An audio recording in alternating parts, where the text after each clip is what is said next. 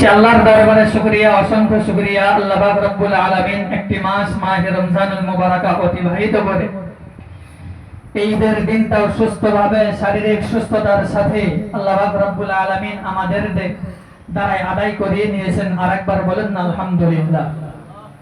আজকে কত মানুষ এই খুশির দিনে, আনন্দের দিনে হাসপাতালের বেডে শুয়ে আছে, তাই তো নাকি? কত মানুষ গত বছর পরিবারের সঙ্গে ঈদ পালন করেছিল, কিন্তু আজকে সে কবরে শুয়ে আছে, দুনিয়ার বুকে আর নেই। আমরাও যাব, জন্ম যখন নিয়েছি মৃত্যুবরণ করব, এতে কোনো সন্দেহ নেই। সন্দেহ আছে আপনাদের? দুনিয়ার বুকে অর্থ সম্পদ, টাকা পয়সা, গাড়ি বাড়ি সব কিছু থাকবে, রাজ পাওয়ার থাকবে, রাজ ক্ষমতা থাকবে, প্রশাসনিক পাওয়ার থাকবে, রাজনৈতিক পাওয়ার থাকবে, কেন্দ্রীয় পাওয়ার থাকবে, সমস্ত কিছু থাকবে, কিন্তু মৃত্যু থেকে আটকাতে আমাকে আপনাকে কেউ পারবে না। পারবে? মৃত্যু অবশ্যই আসবে।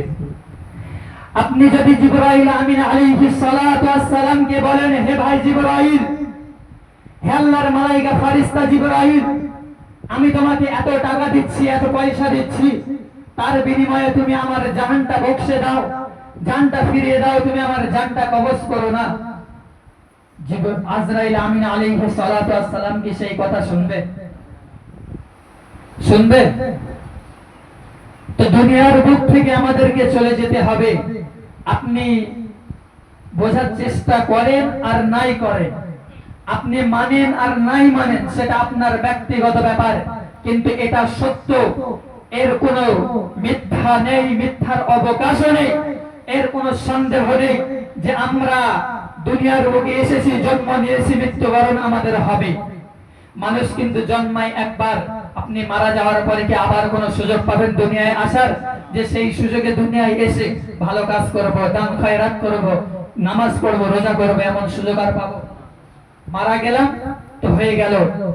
তারপরে আমাদের প্রস্তুত নিতে হবে আল্লাহর সামনে কিভাবে জবাব দেব, কবর জগৎটা কিভাবে ঠান্ডা রাখবো, কবর জগৎটা কিভাবে আযাব মুক্ত রাখবো, কবর জগৎটা কিভাবে শান্তিদায়ক করে রাখবো, সেই পুঁজি সঞ্চয় করতে হবে কিন্তু আমাদের দুনিয়া থেকে।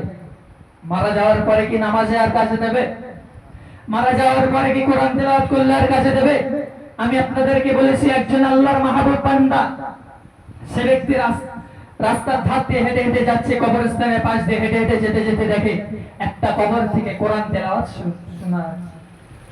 তো সেই ব্যক্তিকে জিজ্ঞাসা করা হলো, আল্লাহর ওলিদের ক্ষমতা আল্লাহ দিয়েছিলেন, আল্লাহর মাহবুব বান্দাদের ক্ষমতা আল্লাহ দিয়েছিলেন। কবরবাসীকে জিজ্ঞাসা করলে, হে ভাই কবরবাসী, সালাম দিল, আসসালামু আলাইকুম ওয়া রাহমাতুল্লাহ। সালাম দেওয়ার পরে বলছে, ভাই তুমি কত বছর ধরে কোরআন তেলাওয়াত করছো? সেই কবরবাসীটা বলছে, আমি অসংখ্য বছর ধরে কোরআন তেলাওয়াত করছি। তা বললো, তাহলে তো তুমি খুব সওয়াব অর্জন করেছো, অনেক নেকি কামাই করেছো, আল্লাহর সামনে তো তুমি দণ্ডায়মান হবে নির্ভয়ে, আল্লাহর সম্মুখে তো তুমি উজ্জ্বল চেহারা নিয়ে দণ্ডায়মান হবে। সেই ব্যক্তি উত্তরে বলছে যে, আপনি যে এই কথাটা শুনে সুবহানাল্লাহ বললেন, ওই একবার সুবহানাল্লাহর সওয়াবটা আমাকে দেন, আমি যতদিন কোরআন তেলাওয়াত করেছি পরিপূর্ণ সওয়াবটা আমি আপনার নামে রেখে দেব, আপনি ওই একবার সুবহানাল্লাহ বলার সওয়াবটা আমাকে দেন। এর দ্বারাই বোঝা গেল কি, মারা যাওয়ার পরে আর কোনো ইবাদত আমল কাজে আসে না, কিন্তু কটা জিনিস কাজে আসে? কটা জিনিস? তিনটে জিনিস দুনিয়ায় রেখে গেলে কাজে আসবে। আপনি সাদকায়ে জারিয়া করে গেলেন, আপনি সুসন্তান দুনিয়ার বুকে রেখে গেলেন, আপনার জ্ঞান বিদ্যাকে দুনিয়ার বুকে রেখে গেলেন, সেইগুলোই কিন্তু কাজে আসবে। আপনি অর্থ সম্পদ রেখে গেলে কাজে আসবে? আপনি আজকে মরে যাবেন, দুদিন শোক পালন করবে, তারপরের দিন সন্তানেরা জমি জায়গা ভাগ করার জন্য ব্যস্ত হয়ে পড়বে। ভুল বলছি না ঠিক বলছি বলেন?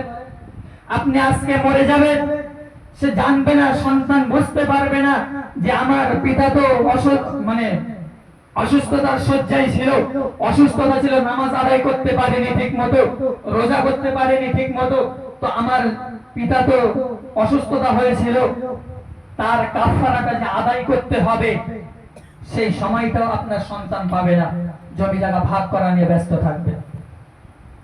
আপনি মারা যাবেন, আপনার পরিবার পরিজন আত্মীয় স্বজন আসবে, দুদিন শোক পালন করবে, আসবে, জানাজা পড়বে, চলে যাবে। যে একটু রোদ হবে জানাজার ময়দানে, যখন রোদ দেখা দেবে দোয়া করার আগে সে বাড়ি গিয়ে বসে থাকবে। যে এত রোদে কেউ দাঁড়িয়ে থাকে খালি জায়গায়, কাদের জন্য করছে? করেন, আপনি করেন। সন্তানের অধিকার বুঝিয়ে দিতে হবে, এটা অধিকার সন্তানের করতে হবে। সাথে সাথে যদি আমি কবরের চিন্তা না করি, আর কদিন আপনার 30 বছর বয়স, 40 বছর বয়স, ভারতবর্ষে এখন বর্তমান সময়ে পৃথিবীর মানুষ এভারেজ 60 বছর, এভারেজ 55 থেকে 60, অধিকাংশ তো 30 হয়ে গিয়েছে, 40 হয়ে গেছে, আর কয় বছর? 20 বছর, 30 বছর, অর্ধেক পার হয়ে গিয়েছে, 20 বছর বাকি আছে, 40 হয়ে গেছে, 20 বছর। দুনিয়ার কিছু যদি পুঁজি সঞ্চয় না করি, কাল কিয়ামতের ময়দানে আল্লাহর সামনে আমাদেরকে কাঠগড়ায় দাঁড়াতে হবে না? হবে না? কথা বলেন, হবে না? হবে না? যে ব্যক্তি আল্লাহর রাস্তায় দান করে, আল্লাহর রাস্তায় উৎসর্গ করে, সে ব্যক্তির অর্থ সম্পদ কি আল্লাহ কমিয়ে দেয় না বাড়িয়ে দেয়? যে ব্যক্তি নামাজ পড়ে রীতিমতো মসজিদে, সে ব্যক্তির রিজিকে আল্লাহ বরকত দেয় না আল্লাহ রিজিক উঠিয়ে নেয়? যে ব্যক্তি মাহে রমজানুল মুবারাকাতে রোজা রাখে, সে ব্যক্তির সংসারে আয় উন্নতিতে আল্লাহ বরকত দেয়। যে ব্যক্তি নামাজ পড়ে, রোজা করে, দিনের পথে থাকে, সে ব্যক্তির সংসারে আল্লাহ পাক রব্বুল আলামিন রহমত নাযিল করে শান্তি বর্ষণ করেন। আচ্ছা বলেন, কারোর সংসারে যদি অশান্তি থাকে, স্বামী স্ত্রী ঝগড়া থাকে, সন্তান মায়ের সঙ্গে, পিতামাতার সঙ্গে যদি ঝামেলা থাকে, বাইরে এসে কি সুখ খুঁজে পাওয়া যায়? কিন্তু বাইরে অশান্তি থাকলে বাড়ি গিয়ে যদি পরিবারের সঙ্গে সুখটা থাকে, সেখানে কিন্তু বাইরের সুখটা মেটার করে না, বাইরের সুখ খোঁজার প্রয়োজন হয় না, বাড়ি গেলে অন্তর ঠান্ডা হয়ে যায়। তো সেই বাড়িতে, সেই সংসারে, সেই পিতামাতার মধ্যে মিল মহব্বত রাখতে গেলে আল্লাহর রাস্তায় কিন্তু থাকতে হবে। আপনি শয়তানের রাস্তায় থাকলে কি পিতামাতার সঙ্গে মহব্বত থাকবে? শয়তানের রাস্তাটা কি? আপনি এক্ষুনি মদ খেয়ে বাড়ি গেলেন, গিয়ে আপনার মাকে গালিগালাজ করছেন, আপনার স্ত্রীকে ধরে মারছেন, এতে কি মিল মহব্বত বাড়বে না শত্রুতা তৈরি হবে? আর আপনি এক্ষুনি মসজিদ থেকে নামাজ পড়ে বাড়ি গেলেন, গিয়ে মাকে বললেন, মা তুমি নামাজ পড়েছো? না বাবা আমি নামাজ পড়ি। ঠিক আছে মা, তুমি নামাজ পড়ে নাও, নামাজ পড়ে একসঙ্গে খাওয়া দাওয়া করবো। এটা মা খুশি হবে না অসন্তুষ্ট হবে? শত্রুতা তৈরি হবে না বন্ধুত্ব তৈরি হবে? মিল মহব্বত বাড়বে না শত্রুতা তৈরি হবে? মিল মহব্বত বাড়বে। তাহলে বলেন, আল্লাহর রাস্তায় থাকবেন, আপনার আখিরাত দুনিয়া দুটোটাই আল্লাহ পাক রব্বুল আলামিন কল্যাণময় করে দেন। বলেন না সুবহানাল্লাহ। আপনারা কালকে শুনেছিলেন, ওয়াজ করছিল যে আল্লাহর রাস্তায় দিলে কমে যায়, তাই তো নাকি? কমে যায়, বাড়ে। কালকে একজনের ঘটনা বলছিল না, নামটা সঠিক খেয়াল নেই, নামটা মনে আসছে না, যে ইসলামের ঝান্ডা আল্লাহ রসুল তার হাতে দিয়েছিলেন, তাই তো নাকি? ইসলামের ঝান্ডা আল্লাহ রসুল তার হাতে দিয়েছেন, ডান হাত শহীদ হয়ে গেল, বাঁ হাতে ঝান্ডা ধরেছিলেন, বাঁ হাত থেকে দিয়ে গালে ধরে বাঁ হাত দিয়ে যুদ্ধ করছিলেন, বাঁ হাত শহীদ হয়ে গেল, গাল দিয়ে ঝান্ডা উঁচু করে রেখেছেন। কেন? আল্লাহ রসুল বলেছে। সে তো পারত তার জীবনটা বাঁচাতে, তার পিতার অর্থ সম্পদের অভাব ছিল না, শত শত নয় হাজার হাজার বিঘা জমি, হাজার হাজার বিঘা জমির মালিক, একটাই ছেলে, একটাই উত্তরাধিকারী, তার তো কিছুর অভাব ছিল না। সে তো পারত রসুলকে ভুলে গিয়ে তার পিতার সঙ্গে সাথ দিয়ে বেদিনদের ধর্ম অবলম্বন করে সে আরাম আয়েশে জিন্দেগি অতিবাহিত করতে পারত। নাম শুনেছেন আমিরে হামজা, আল্লাহ রসুলের চাচা যান, তার মাথার খুলিটা তুলে কাফের বেদিন বেঈমানেরা নির্মম দেহ পড়ে আছে, সেই নির্মম দেহকে সামনে রেখে মাথার ঘিনুগুলো তুলে কাঁচা চিবিয়ে খেতে লাগলো, কলিজা পার করে কাঁচা চিবিয়ে খেতে লাগলো, মাথার ঘিনুতে মদ রেখে মদ পান করতে লাগলো। বলুন না নাউজুবিল্লাহ। তানারা কি কষ্ট সহ্য করেছেন, আর আমরা কি? হযরত ওমর রাদিয়াল্লাহু তাআলা অর্থ সম্পদের মালিক ছিলেন, আলী রাদিয়াল্লাহু তাআলা ছিলেন, উসমান গনি রাদিয়াল্লাহু তাআলা ছিলেন, আবু বকর সিদ্দিক রাদিয়াল্লাহু তাআলা ছিলেন। আল্লাহর রাসূল যুদ্ধের ঘোষণা করলেন, যুদ্ধের তামামা বেজে গেল, যুদ্ধের জন্য অর্থ সম্পদ দরকার। একটা অভিযান করলে টাকা পয়সা প্রয়োজন হয় স্বাভাবিক। আল্লাহ রাসূল বললেন, আমার সাহাবারা তোমরা কে দেবে আমাকে একটু দান করে ইসলামের জন্য। তো যে যেমন পারে সে তেমন দিল। ওমর রাদিয়াল্লাহু তাআলা আনহু বলছে, আবু বকর তো একটু গরিব মানুষ, টাকা পয়সা অল্প আছে, আমার তো একটু আছে, আমার যা আছে আমি অর্ধেক সম্পত্তি আল্লাহর রাসূলের জন্য, আল্লাহর রাসূলকে দিয়ে দেব, ইসলামের জন্য যুদ্ধের জন্য আমি দান করে দেব। আবু বকর রাদিয়াল্লাহু তাআলা আনহু অল্প কিছু নিয়ে এসে লজ্জিত অবস্থায় বলছে, ইয়া রাসূলুল্লাহ, ইয়া হাবিবাল্লাহ, হুজুর আমার বাড়িতে এই ছিল, আমি এই নিয়ে এসেছি। আল্লাহর রাসূল বলছে, তুমি বাড়িতে কি রেখে এসেছো?